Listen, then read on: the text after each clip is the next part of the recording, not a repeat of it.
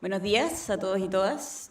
Yo soy Constanza Alvarado y voy a presentar hoy día un reporte de investigación que estamos haciendo con el profesor Felmer, que se titula ¿Cómo transformar las prácticas de aula a través del desarrollo profesional? Pero yo les quiero pedir, y quiero insistir en esto, que nos grabemos en la cabeza lo único que me importa hoy día, que es ARPA Escuela. Esa es mi misión hoy día.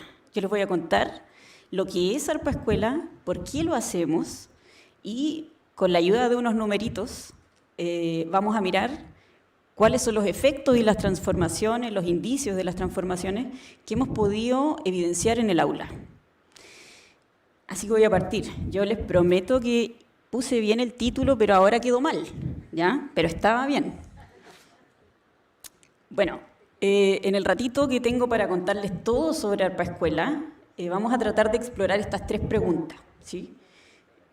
¿Por qué transformar las prácticas de aula? Yo sé que estamos todos en ese barco, pero vamos a recordar un poco qué es ARPA Escuela. Ya les dije, esa es mi bandera de hoy día. Y vamos a mirar los números. Hice este diagrama un poco para poner el marco de esta conversación, ¿cierto? Todos los que estamos acá, tenemos fe, tenemos ganas, ponemos todos nuestros empeños en aportar, iniciar, activar el ciclo de mejoramiento escolar en función de mejorar y elevar los estándares de calidad de nuestro sistema educativo en general. Y eso está enmarcado en una situación que es bien difícil y que hemos arrastrado hace mucho tiempo, que tiene que ver con las brechas socioeconómicas, que por cierto no hemos superado, sino que quizás muy por el contrario, y ahora los cambios como la continua dinámica, de repente demasiado voraz, en ciencia y tecnología, que sabemos en general apoya y aporta en acrecentar las brechas, ¿sí? Entonces, en este marco, la promesa por el mejoramiento continuo empieza a caer o a asentarse en estos dos elementos que vemos a los costados, ¿cierto? Hay mucha fe y en el discurso estamos más o menos todos de acuerdo en que es absolutamente necesario mejorar las oportunidades para los profesores de acceder a formación docente de calidad, ¿cierto? Por un lado. Pensando en que esa formación docente va a tener como repercusión directa un cambio en las prácticas de aula, ¿cierto? Y eso, en el fondo, como síntoma, va a provocar aprendizajes distintos, diversos y de mejor calidad. Esa es la lógica de la narrativa hoy día, ¿cierto? Y en ese marco es que, bueno, nace por un lado ARPA, la iniciativa ARPA, y luego esta profundización, esta constelación distinta, que es la estrategia ARPA Escuela, ¿sí? Yo les voy a contar que, bueno, yo soy antigua en ARPA, yo llegué a ARPA cuando en ARPA no existía ARPA Escuela, y lo que hacíamos era ofrecer nuestros talleres disciplinares de manera separada, y a veces había alguien, algún liderazgo por ahí, por acá veo algunos, que decían, yo quiero ARPA, pero quiero ARPA en general, que vengan de varias disciplinas y subir a mi escuela, subir a mi DAEM, en ese barco. Pero no era algo generalizado. Lo que ofrece la estrategia ARPA Escuela es eso desde un principio, ¿sí? Acá tenemos una definición súper genérica, pero en el fondo lo que nosotros tratamos de hacer es llevar a las escuelas, en general, es decir, trabajando con las 4 áreas disciplinares, entre comillas, troncales, matemáticas, lenguaje, ciencias naturales y ciencias sociales, esta estrategia de innovación pedagógica con un impacto directo en la práctica de aula y por lo tanto en los aprendizajes de los estudiantes, en simultáneo. Esa es la gran novedad de esta estrategia, esperando que los docentes que asisten a nuestros talleres y que por lo tanto implementan este tipo de actividad de resolución de problemas en las aulas, puedan incorporar paulatinamente esto como una práctica intencionada, sistemática y haciéndola cada vez más explícita, ¿sí? Una nueva herramienta. Entonces, la pregunta que cae redonda es ¿cuáles son esas prácticas? Hay un montón de taxonomías, como mencionaba el investigador anterior, Cabello, y nosotros también tenemos nuestras propias prácticas esenciales ARPA, ¿sí? En este caso, nosotros hemos tratado de mirar las que yo les estoy compartiendo acá, y en realidad tienen una base técnica muy informada y actualizada, ¿cierto? Pero se resumen en, primero, facilitar el trabajo en grupos pequeños formados al azar, luego escuchar, luego preguntar, luego acompañar estratégicamente la clase, conducir discusiones productivas y generar un ambiente que promueva la resolución colaborativa de problemas. Esto es un ambiente desafiante, colaborativo, dialógico, ¿sí? Entonces hoy día, dicho todo esto, yo les quiero contar cómo nos fue en nuestra primera experiencia con esta estrategia llamada ARPA Escuela, ¿sí? Nosotros diseñamos este taller en realidad aquí el 2019 y estábamos listos para ir a implementarlo con todo el 2020. Y ustedes se acuerdan lo que pasó, ¿cierto? Nosotros nos acordamos muy bien. Entonces, como somos muy, no sé cómo decirlo, valientes y un poquito locos, lo hicimos igual. Y podemos decir que nuestra primera experiencia abarcó entre los años 2020 y 2022 con todo lo que ocurrió entre medio.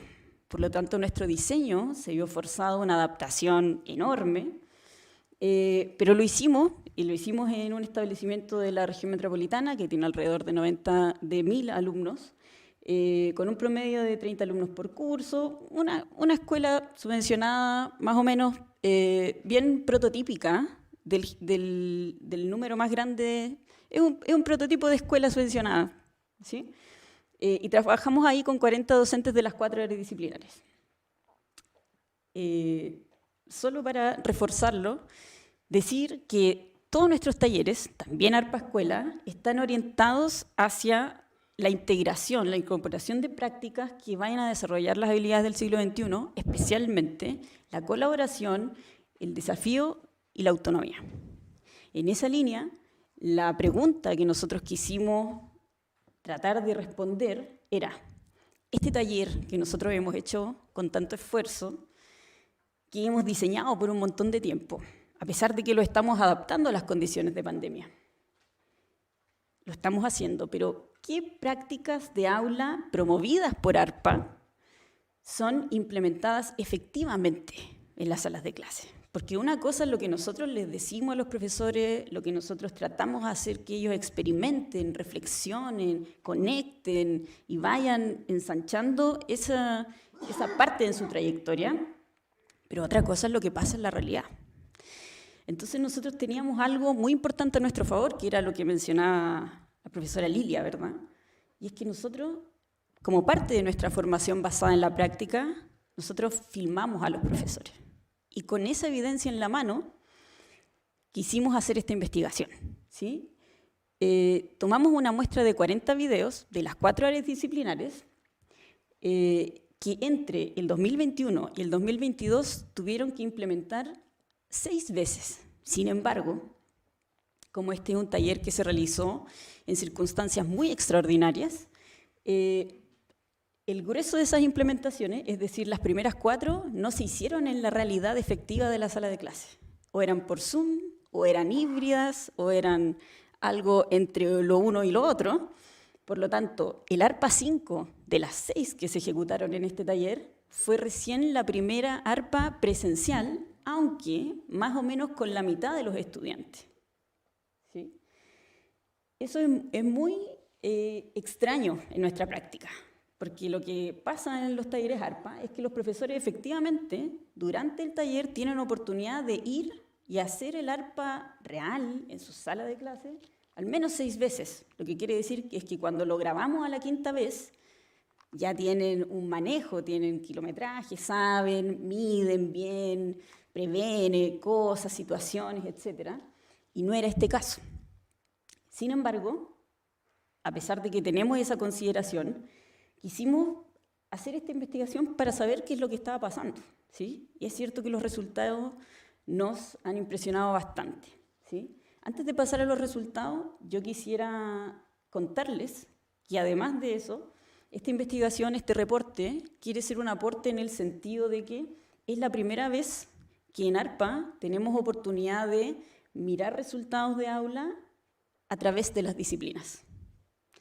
Por lo tanto, en ese sentido, consideramos que puede ser un tremendo avance para la forma en la que nosotros queremos generar conocimiento y además nos va a decir muchas cosas sobre la efectividad del diseño de nuestra formación. Es decir, qué tanto somos capaces de transmitir a los profesores que a su vez transfieren lo que transmitimos a su sala de clase. Entonces, este fue nuestro instrumento de análisis. Nosotros trabajamos con 2 codificadoras, analistas, que usaron esta pauta de análisis de 28 indicadores y que están diferenciadas acá por colores. Estos colores tienen un correlato que se vincula con las etapas didácticas de ARPA, ¿sí? Por lo tanto, los primeros 4 indicadores que están en celeste solo se analizan durante la primera etapa del ARPA, que es la etapa de entrega.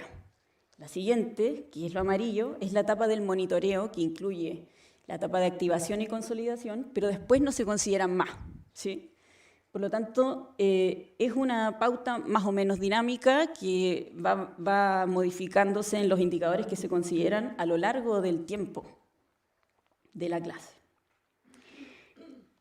Y acá tenemos ya los primeros resultados, ¿cierto? Hicimos un primer análisis, unos primeros números sobre la duración promedio de los videos, ¿sí? Y es interesante pensar acá, más allá de los números en concreto, que estos números en realidad nos están mostrando una realidad que incluso va más allá de ARPA y que tiene que ver con el tiempo instruccional.